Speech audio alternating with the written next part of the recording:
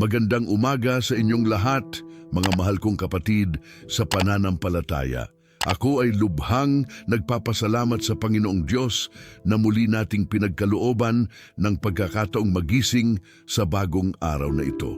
Ang bawat sandali ng ating paggising ay isang patunay ng walang hanggang pag-ibig at habag ng ating lumikha.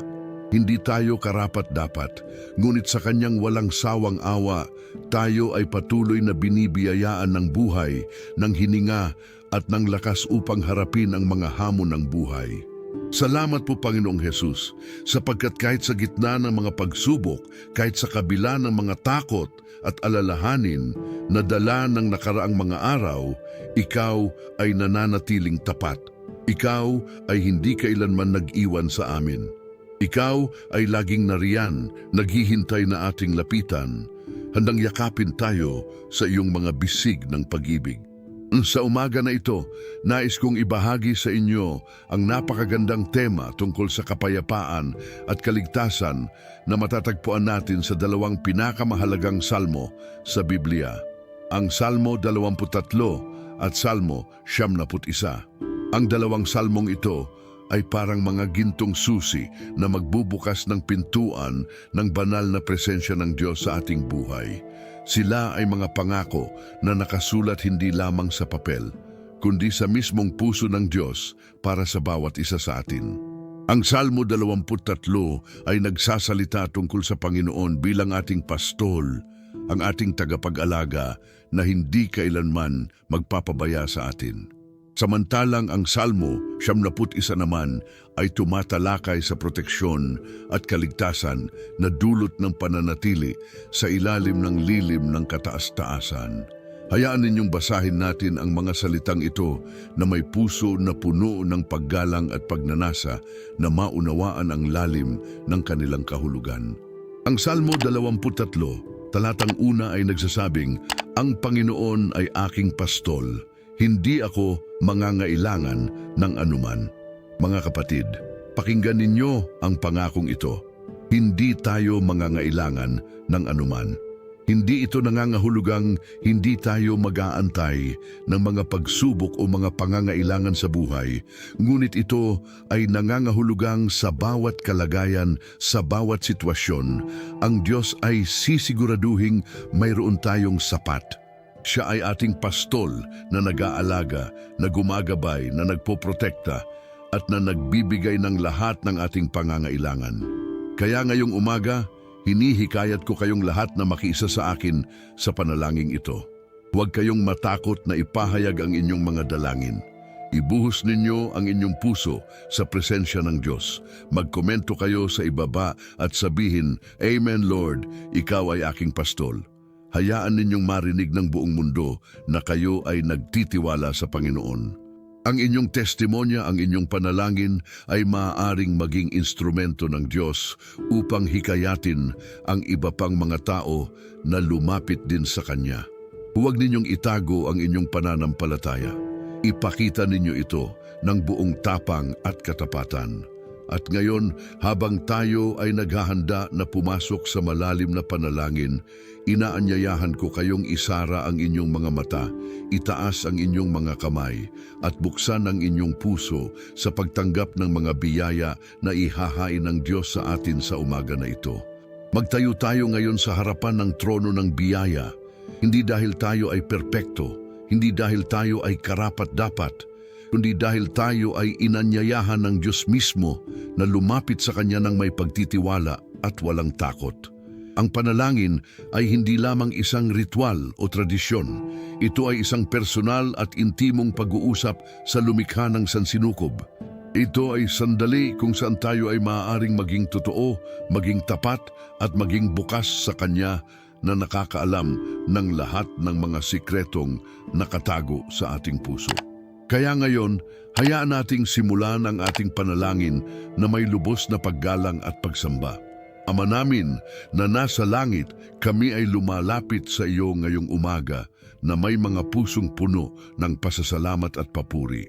Ikaw ang Diyos na dakila, ang lumikha ng langit at lupa, ang may kapangyarihan sa lahat ng bagay, ngunit sa kabila ng iyong kadakilaan, ikaw ay pumipili pa ring makinig sa aming mga panalangin. Salamat po Panginoong Diyos, sapagkat ikaw ay hindi isang Diyos na malayo at walang pakialam. Ikaw ay Ama na malapit na nag-aalaga, na nagmamahal sa amin ng walang kondisyon at walang hangganan. Salamat po dahil sa kabila ng aming mga pagkakamali, ng aming mga kasalanan, ng aming mga kahinaan, ikaw ay patuloy na tumatanggap sa amin at nag-aalok ng iyong biyaya at kapatawaran. Panginoong Jesus, salamat po para sa bagong araw na ito. Salamat dahil kami ay nagising ng may maayos na katawan, may malinaw na pag-iisip at may pagkakataong muli kaming maglingkod sa iyo. Maraming tao ang hindi na nagising ngayong umaga. Maraming mga kapatid natin ang natulog kagabi at hindi na muling dumilat sa mundong ito. Ngunit kami, sa iyong walang sawang awa, ay pinagkalooban mo ng panibagong pagkakataon. Salamat, Panginoon. Hindi namin ito basta-basta nakatanggap-tanggap. Hindi namin ito kinukuha na parang bagay na karapat-dapat namin. Alam namin na ito ay purong biyaya, purong regalo mula sa iyong kamay. Kaya ngayong umaga kami ay nag-aalay ng aming mga sarili sa iyo bilang mga handog na buhay, banal at nakalulugod sa iyong paningin. Panginoong Diyos, kami ay umaamin na nasa amin ang iyong presensya sa sandaling ito. Kahit hindi namin ikaw nakikita ng aming mga mata, kami ay nakakaramdam ng iyong kapangyarihan, ng iyong pag-ibig at ng iyong kapayapaan na sumasaklaw sa aming mga puso. Ikaw ay nandito, Panginoon. Ikaw ay hindi isang konseptong abstract o isang ideya lamang. Ikaw ay buhay, aktibo at kasalukuyang gumagawa sa aming mga buhay. Salamat dahil hindi mo kami pinabayaan na harapin ang araw na ito ng mag-isa. Salamat dahil sinabi mo sa iyong salita na ikaw ay makakasama namin hanggang sa wakas ng mundo. Salamat dahil ang pangakong iyan ay totoo, maaasahan at hindi kailanman mababago kahit na ang langit at lupa ay maglaho. At ngayon, Ama, habang kami ay narito sa iyong presensya, nais naming talakayin ang tema ng kapayapaan at kaligtasan na matatagpuan sa Salmo 23 at Salmo 91. Ang mga salmong ito ay hindi lamang magagandang tula o mga salita lamang. Sila ay buhay na mga pangako, mga kasunduan na ginawa mo sa amin dahil sa iyong pag-ibig. Ang Salmo 23 ay nagsisimula sa isang napakagandang deklarasyon. Ang Panginoon ay aking pastol, hindi ako mangangailangan ng anuman. Panginoong Diyos, kami ay sumasang-ayon sa salitang ito ngayong umaga. Ikaw ay aming pastol. Ikaw ay aming tagapag-alaga. Ikaw ay aming gabay at proteksyon. Sa mundo na puno ng takot, ng kawalan ng katiyakan, ng mga panganib at ng mga bagay na labas sa aming kontrol, kami ay nangangailangan ng isang pastol na maaasahan. Kami ay nangangailangan ng isang tagapag-alaga na hindi kailanman matutulog o magpapabaya sa kanyang mga tupa. At ikaw, Panginoong Jesus, ay ang ganyang pastol. Sinabi mo sa iyong salita na ikaw ay ang mabuting pastol na nagbigay ng kanyang buhay para sa mga tupa. Hindi ka isang pastol na tumakas kapag dumating ang panganib. Hindi ka isang pastol na nag-iwan sa amin kapag dumating ang mga lobo. Sa halip, ikaw ay nananatili, lumalaban para sa amin at nagpoprotekta sa amin kahit na ito ay nangangahulugan ng pagbibigay ng iyong sariling buhay. Salamat, Jesus, sa ganitong uri ng pag-ibig. Salamat sa ganitong uri ng katapatan at dedikasyon. Ang Salmo 23 ay patuloy na nagsasabi, siya ay nagpapahinga sa akin sa mga sariwang pastulan. Siya ay nangunguna sa akin sa tabi ng mga mapayapang tubig. Panginoong Diyos, maraming beses sa aming buhay, kami ay napapagod. Maraming beses kami ay nauubusan ng lakas, ng pag-asa at ng motibasyon na magpatuloy. Maraming beses kami ay nakakaramdam na parang kami ay tumatakbo sa isang walang hanggang karera na walang pahinga at walang destinasyon. Ngunit ikaw, sa iyong awa, ay nag-aalok ng pahinga. Ikaw ay naghahanda ng mga sariwang pastulan para sa amin, mga lugar kung saan kami ay maaaring magpahinga, magpalakas at muling makahanap ng aming mga lakas. Ikaw ay gumagabay sa amin sa tabi ng mga mapayapang tubig, hindi sa mga mabibigat na agos na makakasira sa amin, kundi sa mga tahimik at payapang tubig na nagbibigay ng kapakanan at refresko. Panginoong Diyos, ang mundo ngayon ay puno ng ingay, ng gulo at ng kaguluhan. Saan man kami tumingin, may mga balita ng digmaan, ng mga sakuna, ng mga sakit at ng mga trahedya. Ang social media ay puno ng mga negatibong balita na dumadagdag sa aming pangamba at takot. Ngunit sa gitna ng lahat ng ito, ikaw ay nag-aalok ng kapayapaan. Ikaw ay nag-aalok ng lugar kung saan kami ay maaaring lumapit at makahanap ng pahinga para sa aming mga kaluluwa. Salamat, Panginoong Diyos. Kami ay nangangailangan ng kapayapaang iyan. Kami ay nangangailangan ng presensyang iyan. Kami ay nangangailangan ng iyo, Panginoon. Ang talatang 3 ay nagsasabi, pinapanumbalik niya ang aking kaluluwa. Ginagabayan niya ako sa mga landas ng katuwiran dahil sa kanyang pangalan.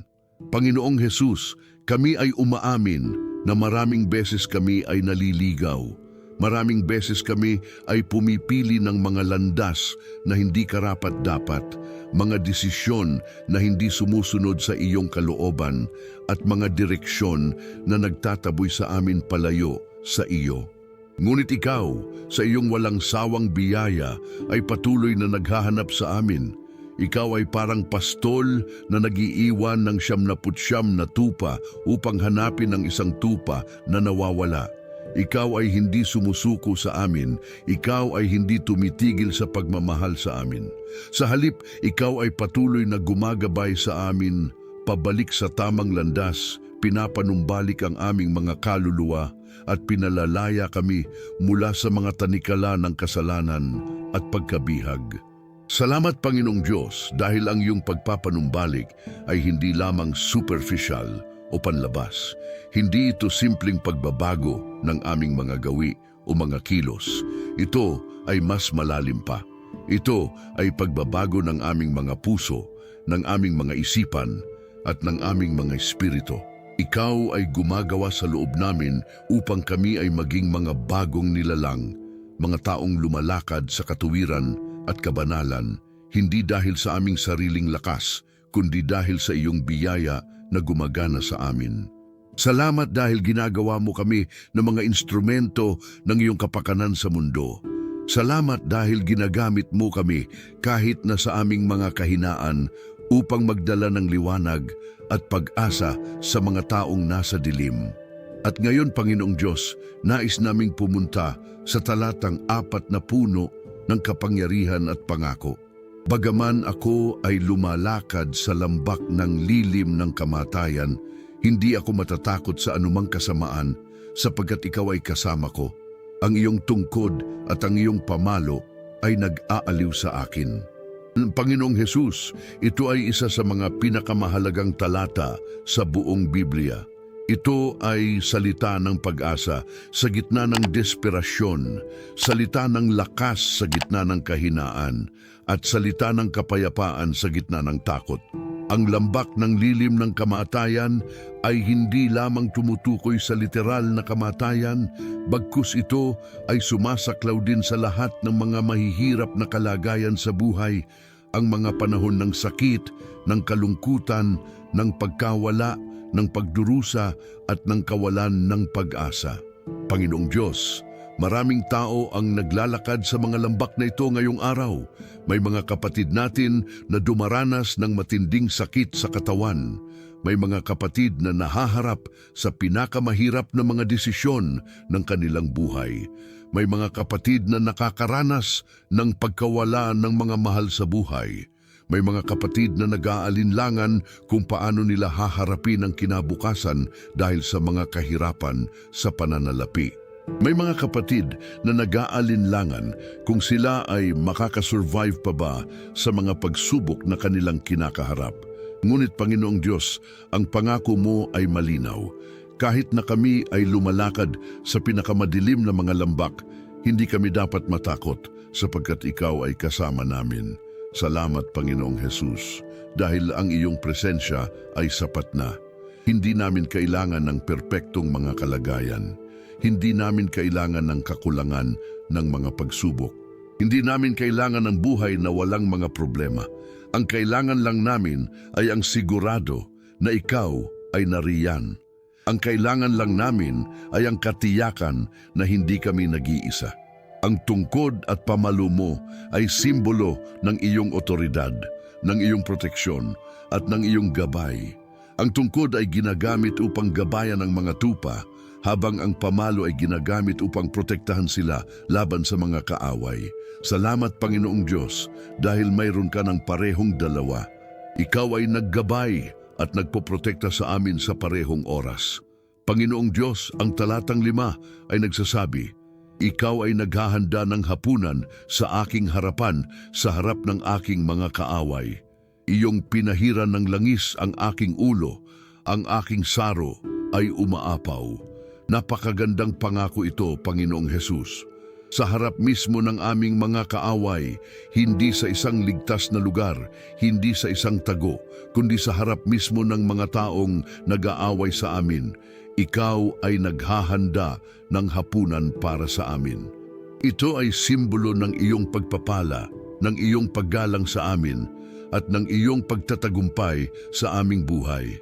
Kahit na may mga taong gustong makita kaming bumagsak, kahit na may mga taong naghahanap ng aming kapahamakan, ikaw ay nagpapakita sa buong mundo na kami ay iyong mga anak, na kami ay pinipili mo at na kami ay pinagpapala mo ng sagana.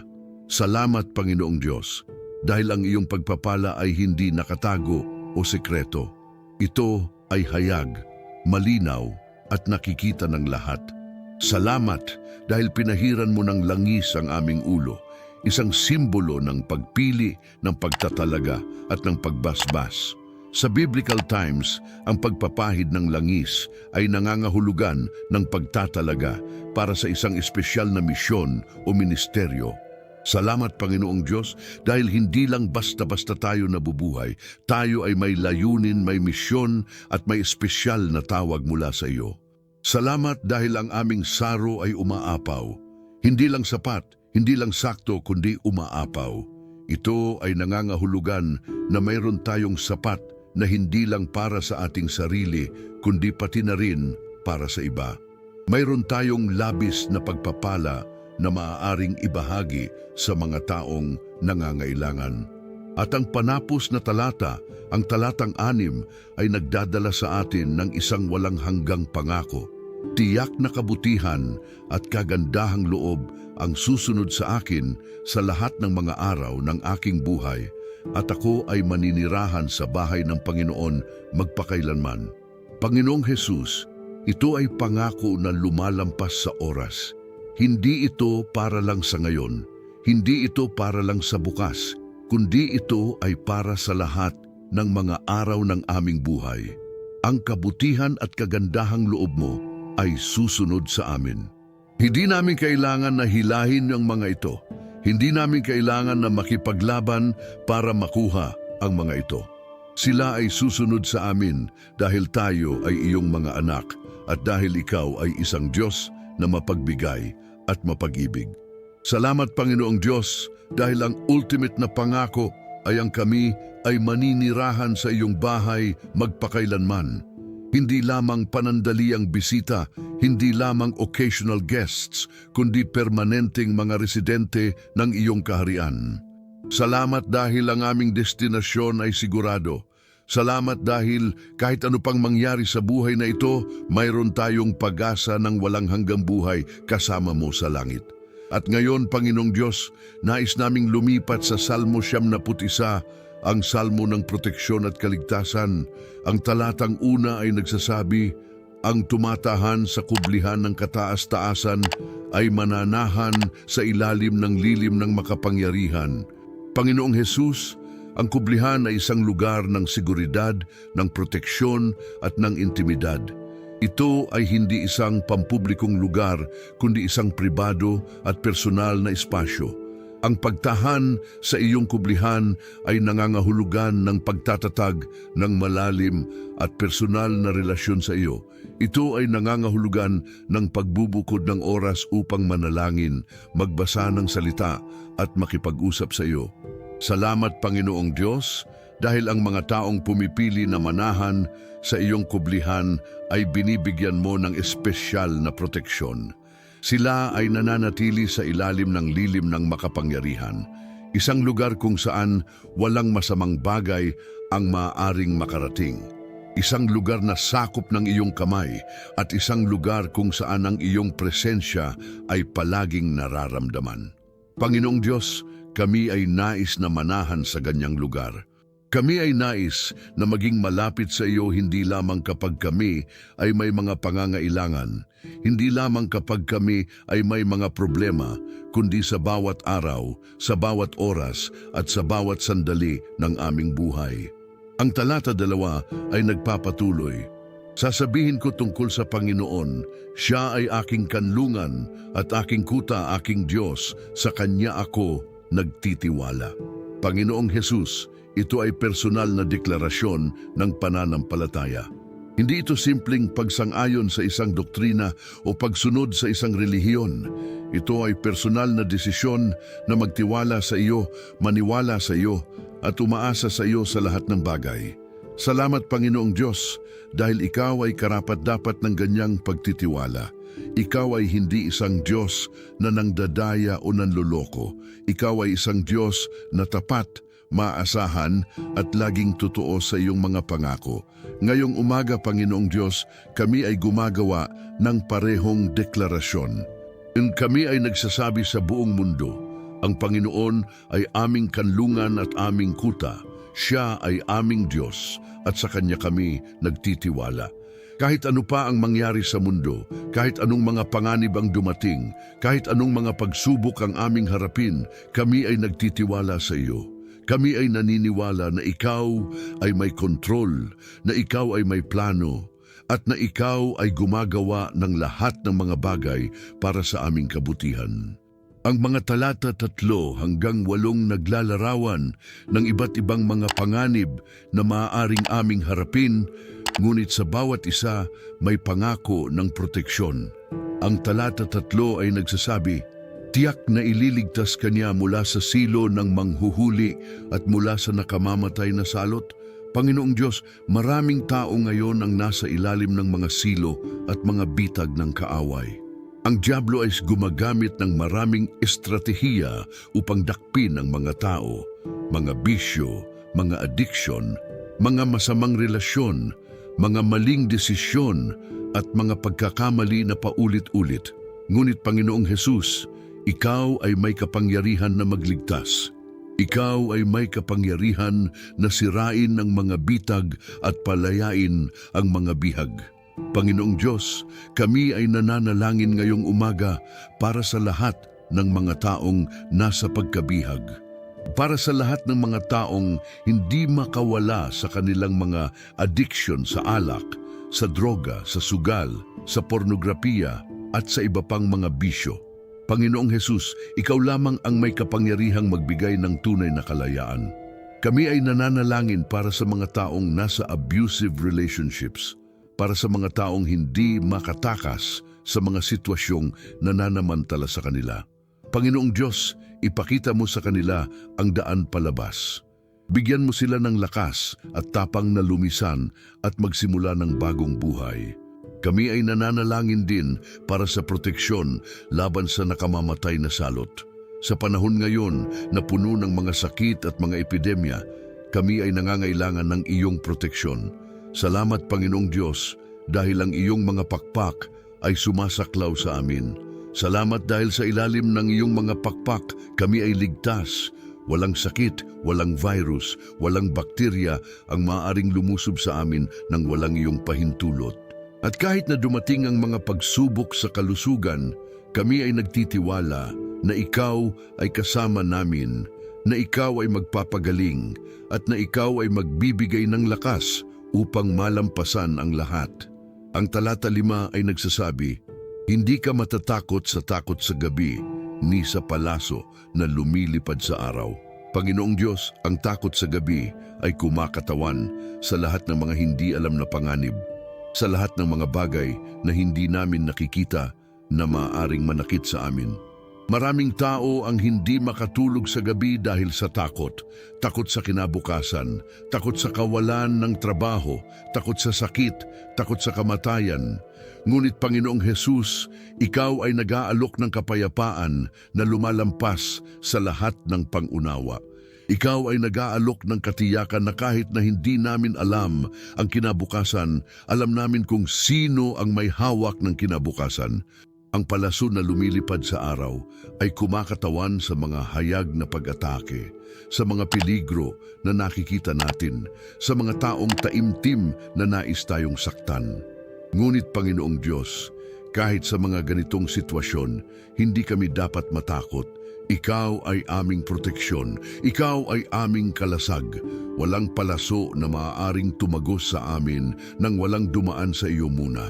Salamat, Panginoong Hesus, dahil Ikaw ay nag-aalaga sa amin ng mas mabuti kaysa sa aming pag-aalaga sa aming sarili. Panginoong Diyos, ngayong umaga, kami ay nananalangin para sa aming mga pamilya. Kami ay nananalangin para sa bawat miyembro ng aming pamilya, ang aming mga asawa, ang aming mga anak, ang aming mga magulang, ang aming mga kapatid, at lahat ng aming mga kamag-anak. Panginoong Hesus, protektahan mo po sila. Lagyan mo po ng dugo mo ang kanilang mga buhay. Ilagay mo po ang iyong mga anghel sa kanilang paligid upang bantayan sila mula sa lahat ng kasamaan. Ang Panginoong Diyos, para sa aming mga asawa, kami ay nananalangin na bigyan mo sila ng kalusugan, ng lakas at ng kasiyahan. Para sa aming mga anak, kami ay nananalangin na gabayan mo sila sa tamang landas, protektahan sila mula sa mga masamang impluensya at paunlarin sila sa pisikal, mental, emosyonal at espiritual na aspeto.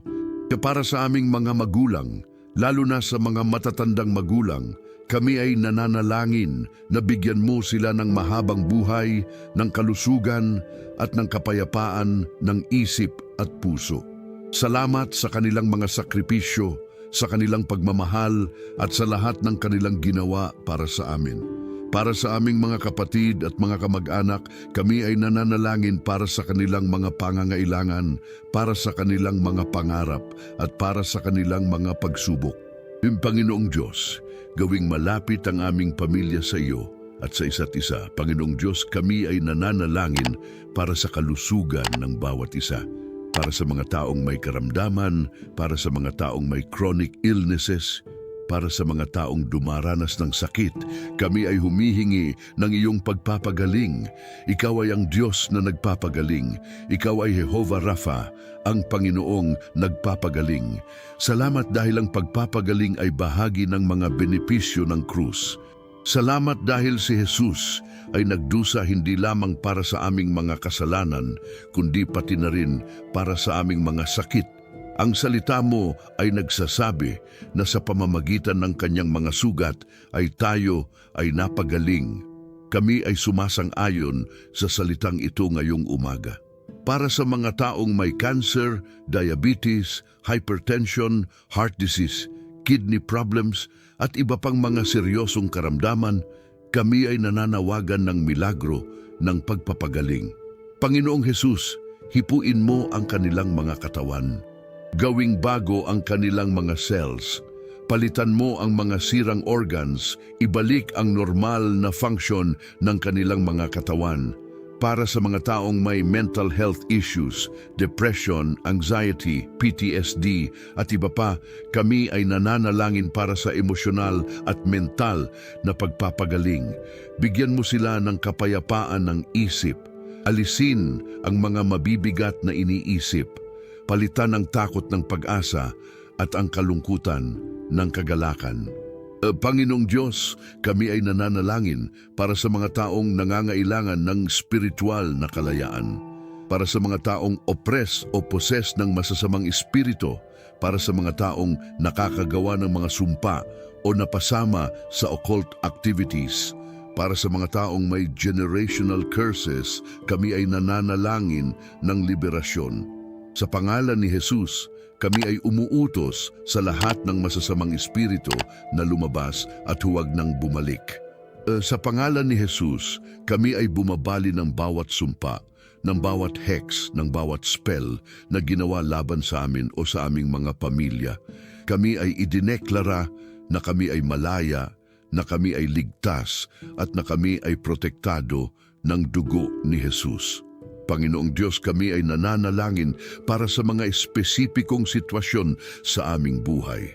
Para sa mga taong nawawalan ng trabaho, kami ay nananalangin para sa bagong oportunidad.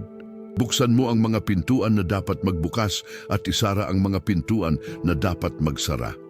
Para sa mga taong may utang, kami ay nananalangin para sa pinansyal na breakthrough. Bigyan mo sila ng mga creative ideas, ng mga unexpected blessings at ng lakas na magbayad ng kanilang mga obligasyon. Para sa mga estudyante, kami ay nananalangin para sa talino, para sa pangunawa at para sa tagumpay sa kanilang pag-aaral. Para sa mga taong may mga family problems, conflicts sa mag-asawa, mga rebellious na anak, broken relationships, kami ay nananalangin para sa healing at restoration. Panginoong Diyos, gawing mabuti ang mga sirang relasyon, palitan ang galit ng pagpapatawad, ang sama ng loob ng pag-unawa at ang away ng pagmamahalan. Para sa mga single na naghahanap ng life partner, kami ay nananalangin para sa divine connections. Dalhin mo sa kanilang buhay ang taong para sa kanila, ang taong magtutulak sa kanila na mas maging malapit sa iyo. Panginoong Diyos, kami ay nananalangin para sa aming bansa. Kami ay nananalangin para sa aming mga leader, ang presidente, ang mga senador, ang mga kongresista, ang mga governors, mayors, at lahat ng mga nasa posisyon ng autoridad. Bigyan mo sila ng karunungan na galing sa iyo. Bigyan mo sila ng integrity, ng katapatan, at ng tunay na malasakit sa mga tao. Pigilan mo ang korupsyon, pigilan mo ang injustice, ituwid mo ang mga mali at gantimpalaan ang mga tama. Kami ay nananalangin para sa ekonomiya ng aming bansa. Pagandahin mo ang sitwasyon ng mga mahihirap. Bigyan ng trabaho ang mga walang trabaho. Bawasan ang kahirapan at palakasin ang middle class. Kami ay nananalangin para sa kapayapaan. Kapayapaan mula sa mga terorista, mula sa mga drug lords, mula sa mga kriminal, at mula sa lahat ng mga elemento na gumagawa ng kasamaan. Panginoong Diyos, protektahan ang aming bansa. Ipagkalooban kami ng kapayapaan at kaunlaran. Panginoong Diyos, kami ay nananalangin para sa iyong iglesia, ang Global Body of Believers. Palakasin ang mga pastor, ang mga ministro, ang mga missionaries, at lahat ng mga naglilingkod sa iyo. Protektahan sila mula sa attacks ng kaaway. Bigyan sila ng fresh anointing, ng bagong kapangyarihan at ng renewed passion para sa iyong gawain. Kami ay nananalangin para sa mga churches na nawawalaan ng members, para sa mga churches na may internal conflicts, para sa mga churches na spiritually dry. Panginoong Diyos, dalhin ang revival, dalhin ang awakening, dalhin ang transformation. Kami ay nananalangin para sa mga hindi pa nakakakilala sa iyo, para sa aming mga kaibigan, kamag-anak, katrabaho at kapitbahay na hindi pa saved. Kami ay nananalangin na buksan mo ang kanilang mga mata. Bigyan mo sila ng mga oportunidad na marinig ang ebanghelyo. Dalhin mo sa kanilang buhay ang mga taong mag-share ng good news. Pagawin mo silang magtanong tungkol sa iyo. At sa tamang panahon, hayaan mo silang tumanggap kay Jesus bilang kanilang personal Lord and Savior. Panginoong Diyos, kami ay nananalangin para sa lahat ng mga nanonood at nakikinig sa panalangin ito, para sa bawat taong nag-click ng video na ito, para sa bawat taong nag-stay upang makinig.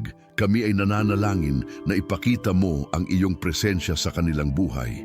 Sagutin ang kanilang mga panalangin, tugunan ang kanilang mga pangangailangan, bigyan ng solusyon sa kanilang mga problema.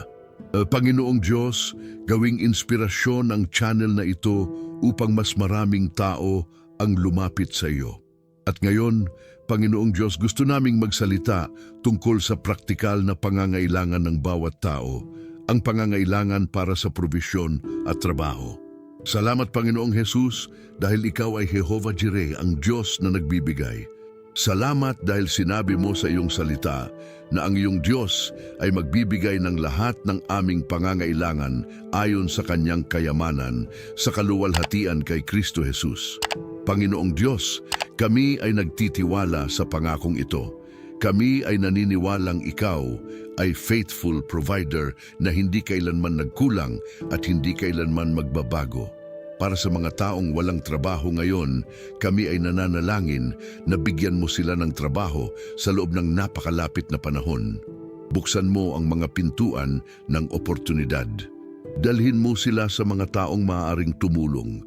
Bigyan mo sila ng favor sa mga interviews. Hayaan mo silang makahanap ng trabaho na hindi lang nagbibigay ng sapat na sweldo, kundi trabaho din na naaayon sa kanilang mga talento at mga passion. Panginoong Diyos, para sa mga may sariling negosyo, kami ay nananalangin para sa pag-unlad. Dagdagan ang kanilang customers, palakasin ang kanilang operations, protektahan sila mula sa mga panluloko at mga manluloko. Panginoong Diyos, para sa mga taong may trabaho pero hindi sapat ang kinikita, kami ay nananalangin para sa promotion, para sa salary increase, para sa additional income streams. Bigyan mo sila ng creative ideas kung paano kumita ng extra. Buksan ang kanilang mga mata sa mga oportunidad na nasa paligid nila.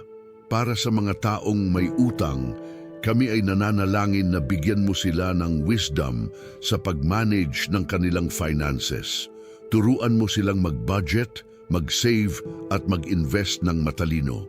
Kami ay nananalangin na palayain mo sila mula sa financial bondage. Bigyan mo sila ng unexpected blessings, bonuses, gifts, refunds, inheritance o anumang paraan na ikaw ay makapagbibigay.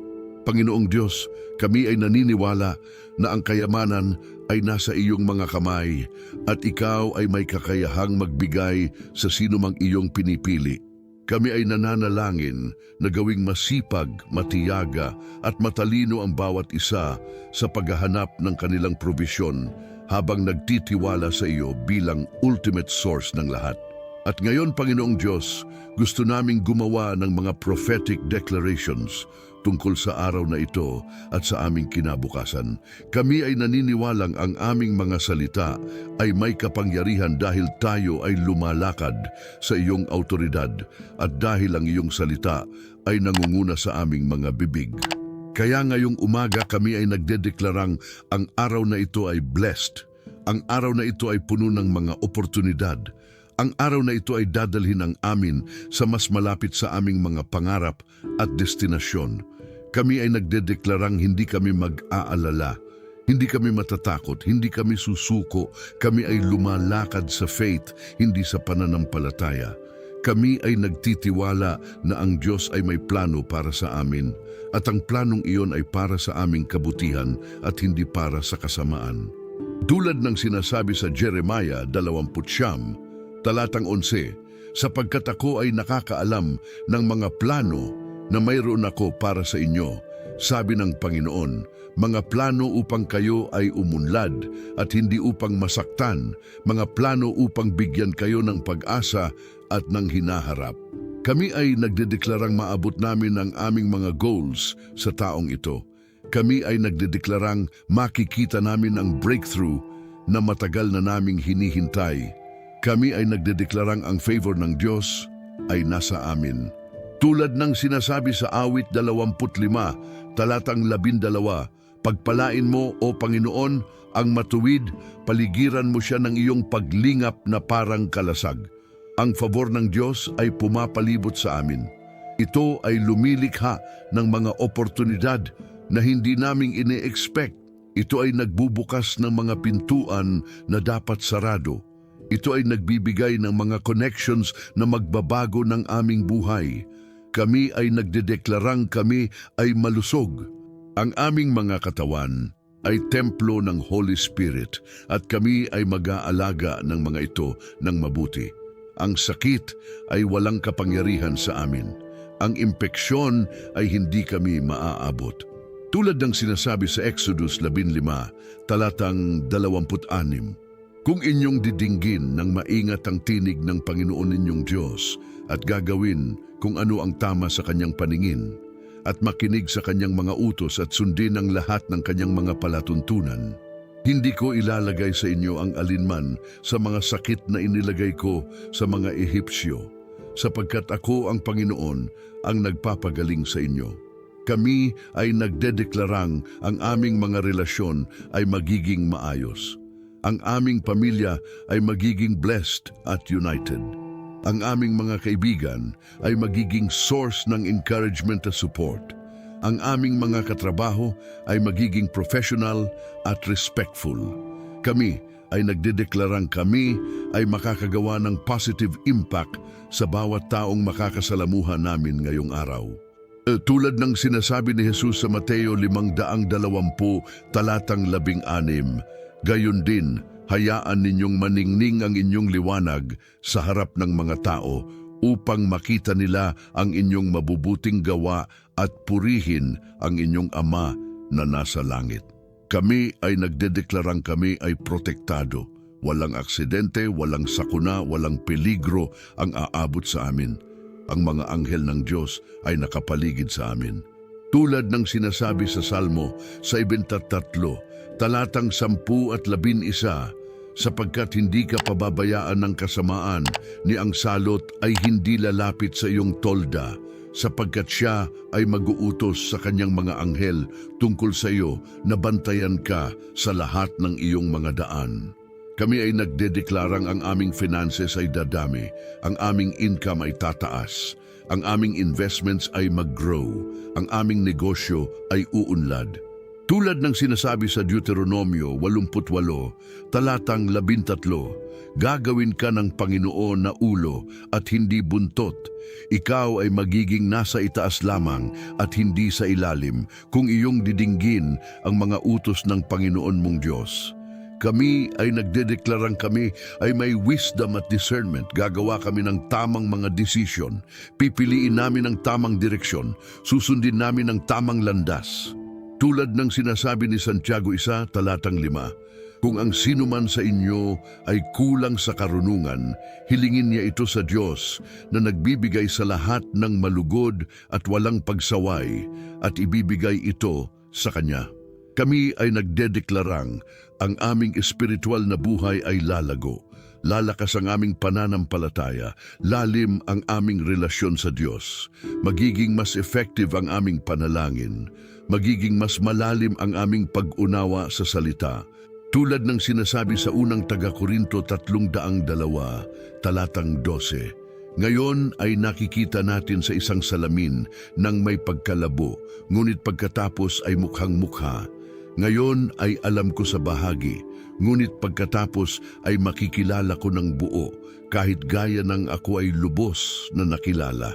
Kami ay nagdedeklarang kami ay may purpose at calling.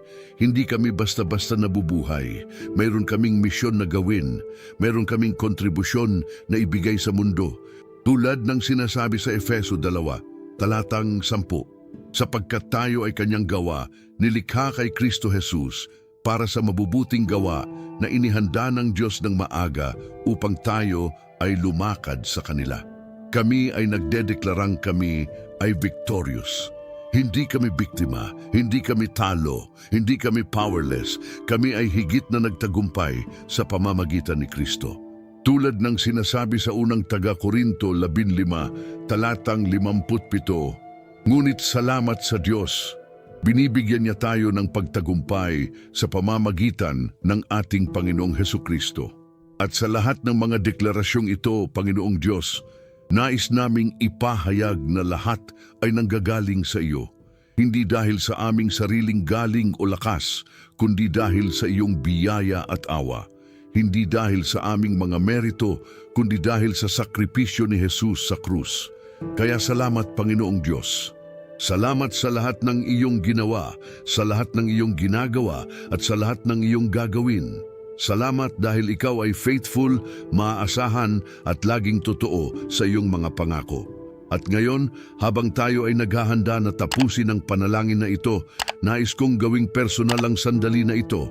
Kung ikaw ay nakinig sa panalangin ito at nakaramdam ng presensya ng Diyos, kung napagtanto mo na kailangan mo siya sa iyong buhay, kung nais mong magsimula ng bagong buhay kasama niya, nais kong anyayahan ka na gawin ito ngayon. Hindi mo kailangan na perpekto, hindi mo kailangan na mag-ayos muna ng iyong buhay. Lumapit ka lang sa Diyos na ganyan ka at siya ay tatanggapin ka. Kung nais mong tanggapin si Jesus bilang iyong personal Lord and Savior, manalangin kasama ko. Panginoong Jesus, ako ay lumalap sa iyo ngayon. Umaamin ako na ako ay isang makasalanan. Umaamin ako na hindi ko kayang iligtas ang aking sarili. Ngunit naniniwala ako na ikaw ay namatay sa krus para sa aking mga kasalanan at nabuhay muli sa ikatlong araw. Tinatanggap kita ngayon bilang aking Panginoon at tagapagligtas. Pumasok sa aking buhay. Baguhin ako. Gawing bago ako. Salamat sa pagliligtas sa akin. Sa pangalan ni Jesus, Amen. Kung ginawa mo ang panalangin iyan ng may buong puso, congratulations. Ikaw ay ngayon ay isang anak ng Diyos. Ikaw ay nasa pamilya na. Ang lahat ng mga pangako na nabanggit natin ay para sa iyo na rin. Basahin ang Biblia, especially ang Gospel ng Juan. Maghanap ng good church kung saan ka makakakuha ng spiritual food at fellowship. At patuloy na makipag-usap sa Diyos sa panalangin. Na para sa mga nakinig at blessed ng panalangin na ito, hinihikayat ko kayong mag-comment sa ibaba. Sabihin kung ano ang na-touch sa inyong puso. Ibahagi kung ano ang pinanalangin ninyo. Magbigay ng testimony kung paano kayo binless ng Diyos. Ang inyong mga salita ay maaaring maging encouragement sa iba. Huwag kayong mahiya. Hayaan ninyong malaman ng iba na kayo ay umaasa at naniniwala sa Diyos. At kung hindi pa kayo nakasubscribe sa channel na ito, mangyaring gawin ito ngayon. I-click ang subscribe button at ang notification bell upang hindi kayo makakaligtaan ng mga bagong videos.